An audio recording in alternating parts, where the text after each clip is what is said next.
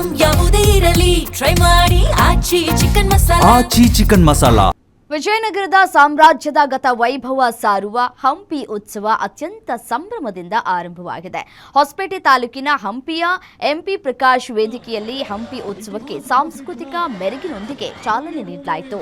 CM Siddaramaiah ನಗಾರಿ ಬಾರಿಸುವ ಮೂಲಕ ಹಂಪಿ ಉತ್ಸವಕ್ಕೆ ಚಾಲನೆಯನ್ನು ನೀಡಿದರು. ಸಿಎಂ ಸಿದ್ದರಾಮಯ್ಯ ಅವರು ತಮ್ಮ ತವರೂರಿನ ವರುಣಾದ ಶಿವಮಲ್ಲು ತಂಡದ ವೀರ ಮಕ್ಕಳ ಕುಣಿತವನ್ನು ವೀಕ್ಷಣೆ ಮಾಡಿದರು.